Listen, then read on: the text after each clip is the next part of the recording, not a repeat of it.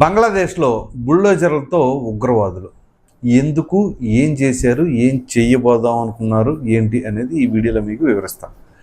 ఇక విషయానికి వచ్చేసరికి మామూలుగా మనకి ఇప్పుడు మమతా బెనర్జీ ఓటమి పాలైనప్పటి నుంచి కూడా ఈ బెంగాల్, బంగ్లాదేశ్ ఇక్కడ నుంచి అక్కడికి, అక్కడి నుంచి ఇక్కడికి ఇదంతా ఒక ఎత్తు అయితే, ఇప్పుడు ఉగ్రవాదులు ఇదే బంగ్లాదేశ్లో మాటు వేశారు. అసలు ఏం చేశారు, ఏంటి అనేది మీకు పూర్తిగా వివరిస్తాను. ఎక్కడ స్కిప్ చేయకుండా చూడండి, జాగ్రత్తగా వినండి. ఇక విషయానికి వచ్చేసరికి బంగ్లాదేశ్లోని చిట్టగ్యాంగ్ జిల్లా అంటే చట్టోగ్రామ్ జిల్లా సీతాకొండలోని ఉపజిల్లాలో జంగల్ సలీంపూర్ అంటే అది ఒక అటవీ ప్రాంతం. అక్కడ మే 25, 2026 అంటే తెల్లవారుజామున ఉగ్రవాదులు ప్రధానంగా యాసిన్ బాహిని లేదా యాసిన్ గ్రూప్ వాళ్ళు అనమాట. అంటే వీళ్ళు ర్యాప్ అంటే ర్యాపిడ్ యాక్షన్ బెటాలియన్, RAB ర్యాబ్ అంటే ర్యాపిడ్ యాక్షన్ బెటాలియన్ మరియు పోలీస్ జాయింట్ ఫోర్సెస్ క్యాంప్పై భారీ దాడి. అంటే ప్రభుత్వ భద్రతా దళాలకి దేశ భద్రతా దళాలకు సంబంధించినటువంటి వాటిపైన ఈ యాసిన్ బాహిని అనే యాసిన్ గ్రూప్ వాళ్ళు ఈ ర్యాప్ పైన అటాక్ చేశారు. సో అసలు ఏం జరిగింది అంటే, వీళ్ళు దాడి చేసిన సమయం వచ్చేసరికి మే 25 రాత్రి సుమారుగా 1 గంట నుంచి 2 గంటల 30 నిమిషాల ప్రాంతంలో తెల్లవారుజామున అలీనగర్ అనే ప్రాంతంలో దాడి చేస్తున్న వాళ్ళ టీం మెంబర్స్ అంటే అలా స్ట్రెంత్ ఆ ఉగ్రవాదులు ఎంతమందో తెలుసా, 200 నుంచి 300 మంది. అయితే వీళ్ళు దాడి చేస్తున్న సమయంలో వీళ్ళు క్యారీ చేసినటువంటి ఆయుధాలు AK-47 ఆటోమేటిక్ రైఫిల్స్ మరియు వీటితో పాటు ఇంకొన్ని ఆయుధాలు కూడా. సో వీళ్ళు ఆ క్యాంప్ మీద ఎట్లా అటాక్ చేశారంటే, ఆ ప్రొటెక్షన్ క్యాంప్ పైన పెద్దగా ఫస్ట్ ఆఫ్ ఆల్ ముందు ఇంక వీళ్ళకి ఎక్కడ అడిషనల్గా ఫోర్సెస్ వచ్చి సపోర్ట్ చేసేలాగా ఉండకుండా ఉండటం కోసం చుట్టుప్రక్కల ముందే రోడ్లు ఇవన్నీ తవ్వేసి బుల్డోజర్లు పెట్టేసి ఉంచారు, ఇంక ఎక్కడ ఏమి రానివ్వకుండా ఉంచడానికి. చూడండి ఎట్లా చేశారో చూడండి. అసలు క్యాంపు మీద భారీ కాల్పులు జరిపారు. బుల్డోజర్ ఎక్స్కవేటర్తో క్యాంపు గోడలు నిర్మాణాలు ధ్వంసం చేశారు.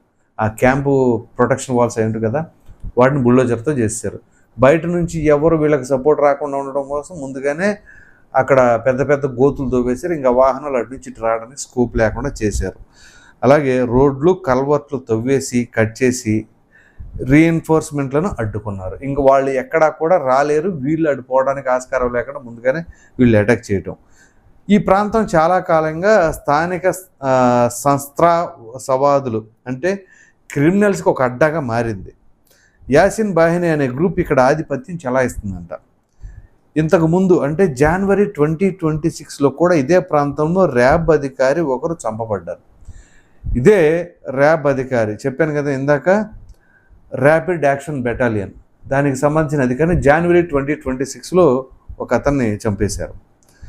ఇక ఆ తర్వాత ర్యాబ్, పోలీస్, BGB జాయింట్ ఫోర్సెస్ పెద్ద ఎత్తున ఆపరేషన్ చేసి 15 నుంచి 25 మందిని అరెస్ట్ చేశారు. ఇక్కడ వరకు బాగుంది. పోలీస్ కేసు నమోదు చేసి యాసిన్తో సహా 200 మందిపై పోలీసులు కేసు పెట్టారు.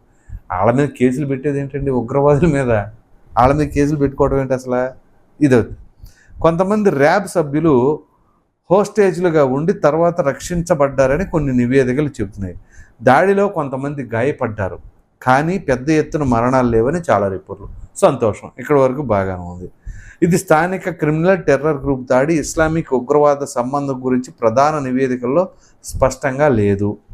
ఇది జంగిల్ సలీంపూర్లోని అక్రమ భూ కబ్జా అట.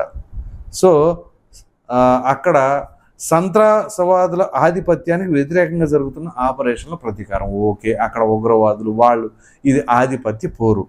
అసలు ఏంటి వీళ్ళు అక్కడ చేయడానికి గల అటాక్ చేయడానికి గల కారణం, అక్కడ ఏదైతే భద్రతా స్థావరాలు ఉన్నాయో దానిపైన దాడి. అసలు వీళ్ళ మోటోవ్ ఏంటి అంటే, మనం ఏ ఉద్దేశంతో దేని గురించి ఏ టార్గెటెడ్గా చేస్తున్నాం అనేది మీకు ఇప్పుడు తెలియజేస్తా. ఈ యాసిన్ బాహిని అనే స్థానిక క్రిమినల్ గ్రూప్ తమ ఆధిపత్యం, తమ పాత ఆధిపత్యం, అది కూడా ప్రీవియస్గా వాళ్ళ ఆధిపత్యం, అక్రమ వ్యాపారాలు కాపాడుకోవడం కోసమే ఈ దాడి చేసిందట. ఇది రాజకీయ ఉగ్రవాదం కంటే కూడా భూ కబ్జా, ఫ్లాట్ వాణిజ్యం, పహాడు కటింగ్ ఆధారిత క్రిమినల్ ప్రతీకారం. ఈ విధంగా నెక్స్ట్ ఇందులో ప్రధాన కారణాలు ఏంటి? అక్రమ భూ కబ్జాలు మరియు ఫ్లాట్ బిజినెస్లట. జంగిల్ సలీంపూర్ సుమారు 3100 ఎకరాల సర్కార్ పహాడు భూమిలో 30-40 ఏళ్లుగా పహాడ్లు కేసి అక్రమ బస్తీలు ఫ్లాట్లు తయారు చేసి విక్రయించేవారట యాసిన్ గ్రూప్. ఇది 100 కోట్లు, కొన్ని అంచనాల ప్రకారం 30,000 కోట్ల వరకు విలువైన బిజినెస్ అట. సో మార్చి 2026న జాయింట్ ఆపరేషన్ చేసింది. మార్చి 9న ఆర్మీ, ర్యాబ్, పోలీస్, బీజీబీ బలమైన ఆపరేషన్ చేసి యాసిన్ గ్రూపును బయటకు తరిమేశారంట. అక్కడ నుంచి క్యాంపులు స్థాపించి ఆపరేషన్లు ముమ్మరం చేశారు. దీనికి ప్రతీకారంగా ఈ దాడి. అది సంగతి. మార్చి 9, 2026న ఆర్మీ, ర్యాబ్, పోలీస్, బీజీపీ ఇవన్నీ కూడా బలమైన ఆపరేషన్స్ చేసి యాసిన్ గ్రూప్ని అక్కడ నుంచి తరిమేశారట. సో అందు గురించి అక్కడ తరిమేసి వాళ్ళు క్యాంపులు స్థాపించారు. సో దానికి రివెంజ్ యాక్టివిటీ ఇది. సో కొత్త క్యాంపులను ధ్వంసం చేయడం, దాడి లక్ష్యం అండర్ కన్స్ట్రక్షన్ ర్యాబ్ క్యాంపును బుల్డోజర్లతో కోల్చడం. ఇది సర్కార్ ఆధిపత్యం స్థాపించకుండా అడ్డుకోవడానికి. హోమ్ మినిస్టర్ సందర్శనకు ముందు ఇలా చేశారు. హోమ్ మినిస్టర్ రాబోతున్నారంటే అక్కడ యాక్చువల్గా హోమ్ మినిస్టర్ అపాయింట్మెంట్ ఉంది, అక్కడ విజిట్ చేయండి ఆ క్యాంప్కి. దానికి ముందే ఇట్లా ప్లాన్ చేశారంటే ఇక అక్కడ అది చాలా అన్సెక్యూర్డ్ ప్లేస్ అది. సో అందు గురించి ఎందుకు దీన్ని వదిలేయాలి అనే ఉద్దేశంతో వదిలేస్తారు అనే ఉద్దేశంతో ఇప్పుడు వీళ్ళు చేశారనుకోవాలా. సో అక్కడ 3100 ఎకరం ఆ భూములు ఉన్నాయి. సుమారుగా 30,000 కోట్లకు సంబంధించిన వ్యాపారం జరుగుతుందట అందు గురించి. సో జనవరి 2026లో ఇదే ప్రాంతంలో ర్యాబ్ అధికారి హత్య. ఇందాక నేను చెప్పాను కదా, అట్లాగే యాసిన్ గ్రూప్ దీర్ఘకాలికంగా ఆయుధాలు, మాదక ద్రవ్యాలు, చందాలు, భూ కబ్జా వ్యాపారం చేస్తుంది. సో ఆ ప్రకారంగా చేస్తున్నారు. సో యాసిన్ గ్రూప్ తమ రాజ్యంలో సర్కారు బలం ప్రవేశించడం సహించలేక తమ అక్రమ ఆదాయ మార్గాలు కాపాడుకోవాలని ఈ ధైర్య సాహసం చేసింది. సో ఇది స్థానిక క్రిమినల్ గ్రూప్ వర్సెస్ సర్కారు ఆపరేషన్ మధ్య ఘర్షణ. సో ప్రస్తుతం సర్కారు బలమైన ఆపరేషన్లు చేసి నియంత్రణలోకి తెచ్చుకుంది. అది పరిస్థితి. యాసిన్ని అరెస్ట్ చేయడానికి హంట్ కొనసాగుతుంది. యాసిన్ అయితే అరెస్ట్ చేయలా. ఇప్పుడు వీళ్ళ పరిస్థితి ఏంటి అంటే బంగ్లాదేశీయుల పరిస్థితి. ఓ ప్రక్కన బెంగాల్లో వాళ్ళకి సంబంధించిన అంటే వాళ్ళ దేశ పౌరులు అక్రమంగా చొరబడి అక్కడ ఉండిపోయారు. ఇప్పుడు వాళ్ళని వేరువేత డిపోర్టేషన్ చేసి దాన్ని బెంగాల్లోని కొత్త ప్రభుత్వం డిపోర్టేషన్ చేసి వాళ్ళని బంగ్లాదేశ్లో హ్యాండ్ ఓవర్ చేస్తుంది. సో ఎవరి పని వాళ్ళు చేసుకునే దానికి ఇప్పుడు చూడండి, ఇటు ప్రక్కన బెంగాల్కి సంబంధించిన వాళ్ళకి తలనొప్పులు వాళ్ళే తెచ్చుకున్నాయి. అవి కూడా ఇప్పుడు వీళ్ళకి సంబంధించిన వ్యవహారం. ఈ ఉగ్రవాదులు, యాసిన్ గ్రూప్ వాళ్ళు అక్కడ ఆ క్యాంపు కార్యాలయం ముందు అక్కడ ఉన్న వాళ్ళని ఆ ఉగ్రవాదులను అణిచివేయండి.